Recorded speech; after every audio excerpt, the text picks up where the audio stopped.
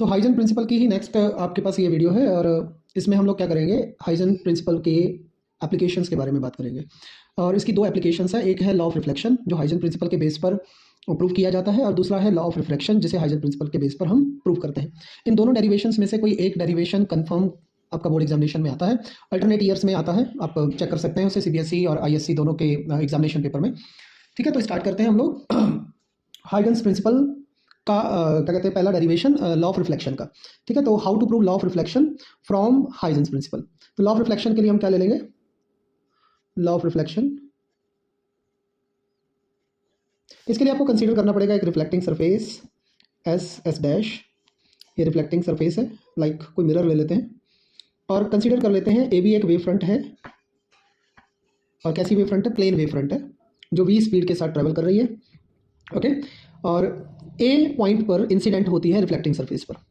तो जैसे ये ए पॉइंट पर इंसिडेंट होगी, इस पॉइंट से सेकेंडरी वेवलेट्स ओरिजिनेट होंगी, पॉइंट ए से सेकेंडरी वेवलेट्स ओरिजिनेट होंगी जो रिफ्लेक्ट होने के बाद अपोजिट डायरेक्शन में ट्रैवल करना स्टार्ट कर देगी। ओके, मैंने बताया था पॉइंट सोर्स से किस तरीके की वेव फ्रंट्स प्रोड्यूस होती हैं, स्पेरिकल वेव फ्रंट्स प्रोड्यूस होती है, राइट। और हम कंसीडर करते हैं कि बी से चलने वाली plane wave front T time पे एस एस डैश तक पहुंचती है और पॉइंट बी डैश पर आकर इंसिडेंट होती है। उतने ही टाइम में ए से चलने वाली सेकेंडरी वेवलेट कहाँ पर पहुंच जाएगी, ए डैश पर पहुंच जाएगी। ए डैश और बी डैश को अगर हम ज्वाइन करते हैं तो ए डैश बी डैश एक रिफ्लेक्टिंग वेव फ्रंट है, राइट। तो इस पूरे प्रोसेस में क्या हुआ, ए भी एक प्लेन वेव फ्रंट थी, a plane wave front A B incident on a reflecting surface S S dash at point A. Okay, point A पर इंसिडेंट होती हैं secondary wavelets, secondary wavelets reflected in same medium from point A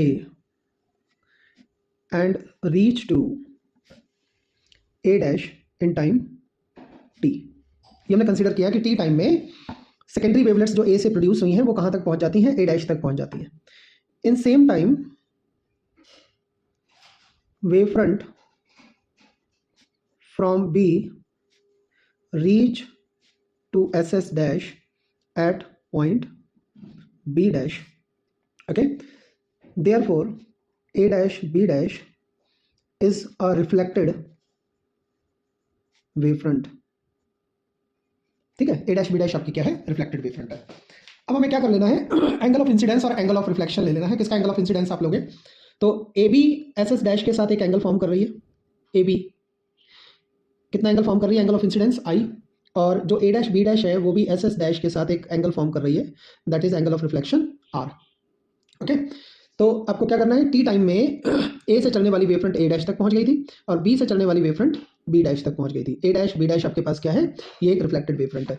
अगर हम यहाँ पे velocity late कर लेते हैं कि let velocity of wave is V, अगर वेलोसिटी वी है तो बी से बी डैश तक आने में कितना टाइम लगा, इसे बी बी डैश ले लें, यहाँ पे बी बी डैश कितना हो जाएगा आपके पास, बी बी डैश हो जाएगा वी टी।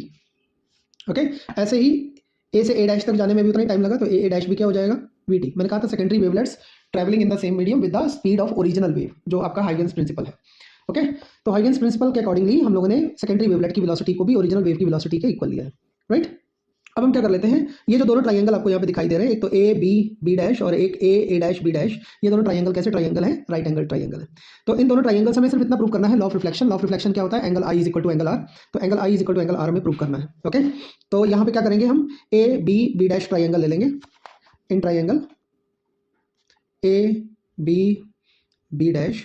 ओके, इसमें साइन आई का वैल्यू निकालेंगे, साइन आई कितना आ जाएगा आपके पास, साइन आई आ जाएगा आई के फ्रंट वाला परपेंडिकुलर हो गया बी बी डैश अपॉन आ जाएगा A B dash. B B dash का वैल्यू हम लोगों ने क्या लिखा था, V T upon A B dash आ जाएगा। इस इक्वेशन नंबर फर्स्ट कलेक्ट कर लेते हैं। सिमिलरली हमें एक ट्राइंगल और ले लेना है, in triangle A dash B dash. Okay, A dash B dash, इससे हम क्या निकाल लेंगे, साइन आर निकाल लेते हैं। साइन आर का वैल्यू कितना हो जाएगा, आर के सामने वाला परपेंडिकुलर ए डैश और हाइपोटेन्यूज क्या है आपके पास, A B dash. Perpendicular upon hypotenuse, ये आ जाएगा V T upon A B dash, equation number 2।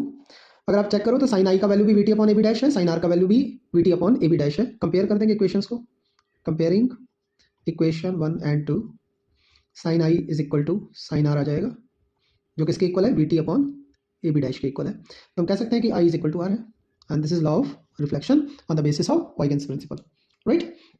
तो ये हो गया law of reflection on the basis of Huygens principle. Second है आपका लॉ ऑफ रिफ्लेक्शन।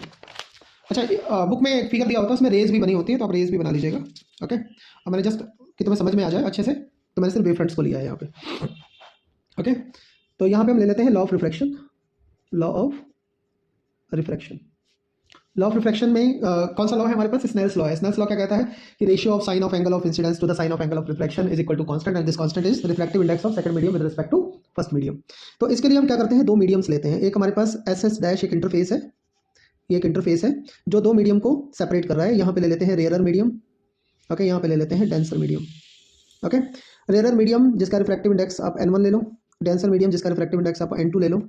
एक प्लेन वेव फ्रंट है ए बी, जो ए पर इंसिडेंट होती है, ओके, एस एस डैश पर। और जैसे ये ए पर इंसिडेंट होगी, यहाँ पे रे बना लो, थोड़ा सा इजी रहेगा। मैंने एक रे ड्रॉ कर ली, ray is always perpendicular, okay, perpendicular to the wave front. और ये एक नॉर्मल ड्रॉ कर लो इस तरीके से। Ray incident on angle on point A, it going from rare to denser medium. तो जब कोई रे ऑफ लाइट रेयर से डेंसर मीडियम में जाती है तो क्या होता है, it bend toward the normal, normal की तरफ झुक जाती है, ओके। तो नॉर्मल की तरफ झुक जाएगी। तो इसमें क्या होता है कि जैसे ए पर ये जो वेव फ्रंट ए बी है वो इंसिडेंट होती है, यहाँ से निकलने वाली सेकेंडरी वेवलेट्स सेकंड मीडियम में जो ट्रैवल करेंगी, सेकेंडरी मीडियम में सेकेंडरी वेवलेट्स सेकंड मीडियम में ट्रैवल करना स्टार्ट कर देंगी, और इनकी वेलोसिटी हम v2 ले लेते हैं, और फर्स्ट मीडियम में इसकी वेलोसिटी कितनी ले ली हमने, v1 ले लिया, ओके। फिर यहाँ पे कंसीडर करते हैं कि b से वेव फ्रंट t टाइम में एस एस डैश पर पहुँचती है, ओके। तो b इसे a डैश ले लेते हैं, a डैश, b से a डैश तक वेव फ्रंट को आने में कितना टाइम लगा, t टाइम लगा। तो b a डैश कितना हो जाएगा, v1t हो जाएगा, ओके। उतने ही टाइम में a से वेव फ्रंट कहाँ पर पहुँच जाती है, b डैश पर पहुँच जाती है। अब b और a डैश को ज्वाइन कर लेंगे, आपको एक a dash b dash wave front obtain हो जाएगी, जिसे हम कहेंगे रिफ्रैक्टेड वेव फ्रंट, राइट। इसको लिखेंगे कैसे, यहाँ पे लिख लेते हैं कि let a plane wave front A B incident on interface SS dash of two media, okay, n1 and n2, rear and denser, at point A, secondary wavelets from A reach to B dash in time t in second medium with velocity v2. In same time, wavefront from B reach to A dash, okay. So A dash B का जो value है with velocity यहाँ पे mention कर देते हैं, with velocity v1, okay. तो A dash B का जो वैल्यू है वो है v1t, और ए बी डैश का जो वैल्यू है आपके पास वो है v2t, ओके। इसमें भी हमें क्या करना है, दो ट्राइंगल मिल रहे हैं, एक ये राइट एंगल ट्राइंगल है, तो ये राइट एंगल ट्राइंगल है, और ये एंगल ऑफ इंसिडेंस ले लीजिएगा, angle I, and this is angle of reflection, angle R, okay. तो साइन आई ले लेते हैं, कौन से ट्राइंगल में, in triangle A B A dash. Sine I is equal to क्या जाएगा, परपेंडिकुलर अपॉन हाइपोटेन्यूज, परपेंडिकुलर है आपके पास A dash B upon A dash, यह आ जाएगा v1t upon A dash, equation number 1। In triangle A B dash A dash, A B dash A dash, इससे हम साइन आर का वैल्यू कैलकुलेट कर लेते हैं, जो कि आ जाएगा आपके पास A B dash upon A dash, and this is v2t upon A dash, equation number 2, dividing equation 1 by 2, okay. तो इक्वेशन 1 को इक्वेशन 2 से डिवाइड कर देते हैं, ये आ जाएगा आपके पास sine I upon sine R is equal to v1 upon v2, okay. इसको हम लिख सकते हैं n2 अपॉन n1, या फिर हम इसको लिख सकते हैं n2 with respect to 1, okay. यही तो था स्नेल्स लॉ। स्नेल्स लॉ क्या कहता है, स्नेल्स लॉ होता है कि ratio of sine of angle of incidence to the sine of angle of refraction is refractive index of second medium with respect to first medium. और आपको हमेशा याद रखना है कि वेलोसिटी का रेशियो रिफ्रैक्टिव इंडेक्स के रेशियो के अपोजिट होता है, या कह सकते हैं कि रेसिप्रोकल होता है, ठीक है, ये ध्यान रखना है। तो ये हो गया आपका Snell's law, this proves this proved Snell's law. Okay, thank you.